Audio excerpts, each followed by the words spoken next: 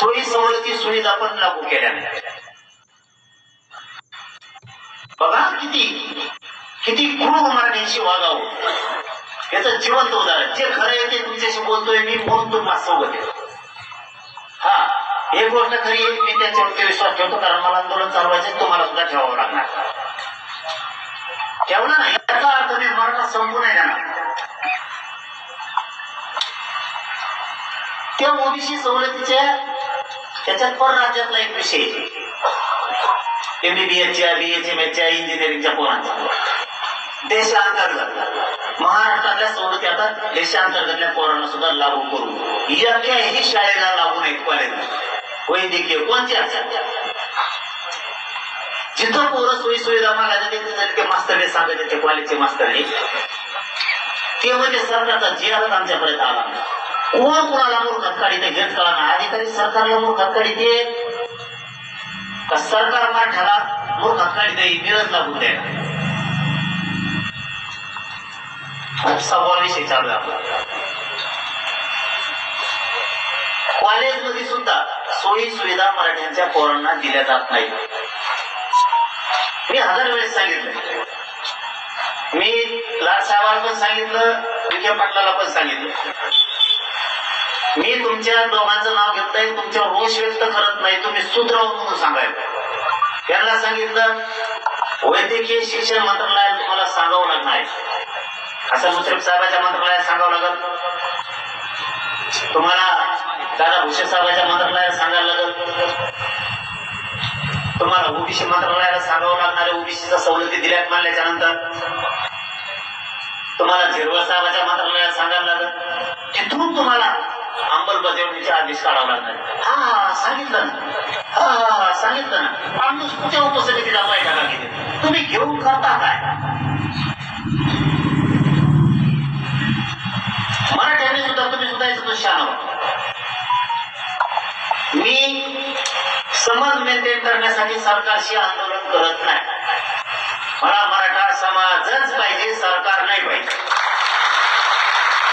मला तुमची मैत्री नको आहे. मी वारंवार त्यांना सांगितलंय, तुम्हाला जर मराठा समाज तुमच्या पाठीशी टिकवायचा असेल तर तुम्ही मराठा समाजात सगळं द्या. हो म्हणजे काही व्हायचं ना, आता पुरं द्यायचे. ताजं उदाहरण, ओबीसीच्या सवलती लागू करायला हरकत नव्हता, नाही लागू केल्या. ओबीसी मंत्रालयाला सुद्धा आदेश काढावा लागतो. नाही. फडणवीस साहेब मला आणखी एक सांगा, 7वा विषय महामंडळ. अण्णासाहेब पाटील महामंडळ तुम्ही कधी स्थापन केलं? पोरांना व्यवसायाला तुम्ही फायली घेतल्या, मंजूर केल्या, पोरांना फायली दिल्या, त्यातून पोरांनी वाहन घेतली. आज त्या पोरांचे शिबिर खराब झाले, त्यांच्या नरड्याला फाशी लागली, तुम्ही पडतोय पण देत नाही. काय कारण आहे त्याचं? अण्णासाहेब पाटील विकास महामंडळातल्या राहिलेल्या पोरांचे तुम्ही परतावे का देत नाही? याचं उत्तर आम्हाला अंतर्वेळी देऊ द्या. आम्ही भांडायला नाही, आता उत्तर पाहिजे आम्हाला. निर्णायक आंदोलन आम्हाला शेवट होणार, जे व्हायचं असेल ते होईल. तुम्ही इतकं येण्यात करू नका की मराठ्याचा संयुक्त करतो. इतकं काय इतकं मराठ्यांना टार्गेट करण्यात मराठा समाज आणि मराठा समाजाचे पोरं संपलेच पाहिजे. आणि इतका कच्चा मराठा समाज सुद्धा नाही. फक्त ते तुमच्या विश्वास ठेवलाय की ते सरकार आज देईन, उद्या देईन, परवा दिवशी देईन. आम्ही रक्त जाळतोय, जीवाची बाजी लावून लढतोय, आज देते उद्या देते. मी तुमच्याशी प्रामाणिक सरकारशी नाही राहू शकत. मी माझ्या मराठीशी प्रामाणिक राहणार आहे, इमानदार राहणार आहे. मी आता ह्या महिन्याच्या आत एकही मागणी ठेवणार नाही मराठीची. नाही तर जे व्हायचं असेल ते होईल, त्याला माझा नावे लागेल. तुम्ही आमचा हक्काचा असून देत नाही. 8वा विषय, साथीच्या योजना बंद करीत आणल्या. कागदावर ते सुरू आहे. पोराला विचारलं का पोरं म्हणतात नाही.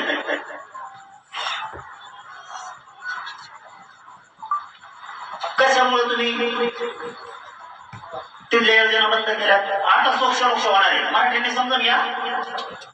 आता सोक्ष मोक्ष होणार आहे, सोक्ष मोक्ष असं होणार आहे आता. ते पण सांगतो तुम्हाला कसं होणार. सरकारचा मराठ्यांचा सोक्ष मोक्ष समोरासमोर होणार, भांडून नाही, समोरासमोर प्रश्नाची उत्तर देतो. आपला नवा मुद्दा सांगतो आणि सोक्ष मोक्ष कसं होणार ते सांगतो तुम्हाला. आपण मराठा समाजासाठी स्वतंत्र मंत्रालय मागणी केली. मुख्यमंत्र्याचा 15 मिनिटाचा खेळ येते. गोरगरीब मराठा समाजाचे अडीअडचणी सुटतील. प्रत्येक जिल्ह्याला कॅबिनेट राहील, त्याची उपजिल्हाधिकारी लेवलचा अधिकारी राहील. जिल्ह्यातल्या मराठ्यांचे मंत्रालयातले सगळे प्रश्न सुटतील. स्वतंत्र मंत्रालय स्थापन करायला अडचण काय यांनी मला सांगितलं. मी नाव 29 ऑगस्टला सांगतो, आज फक्त सांगितलेलं सांगतो.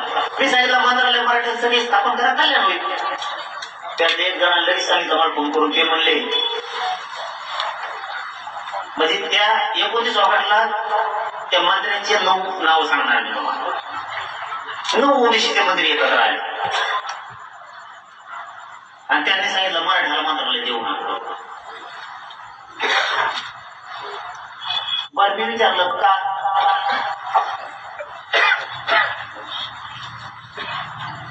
कारण सांगा म्हणलं बाबा, नको मराठ्याला मंत्रालय, कारण सांगा. ते म्हणजे ते असं म्हणते बघा बरं आपल्याविषयी किती वाईट वृत्ती हे तुम्हाला सांगायचं. म्हणून मराठ्यांना सांगत असतो, वेळेप्रसंगी पक्षाकडून राहा, पण 1 नंबरला जात ठेवी जात. आधी जात मग पक्ष.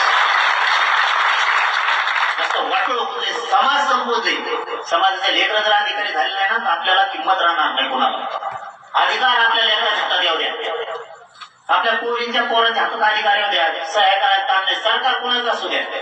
अधिकारी जर झाला सही करायला हातात त्याच्यावर.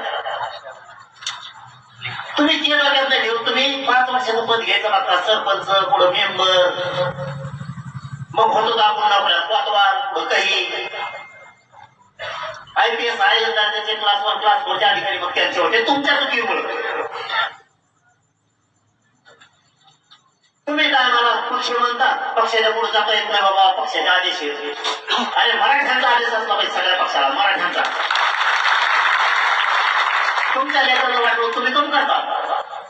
कोणत्या भाजपातल्या कार्यकर्त्याला त्याच्या पोरापुरीला लाख रुपये लागणार नाही शिकायला, नोकरी लागण्यासाठी त्यांच्या पोरीला आरक्षण नाही लागणार पोराला. म्हणून अगोदर प्राधान्य जातीला द्या, मग पक्षाला. मी पक्षाला देऊ नका म्हणून देतो मला.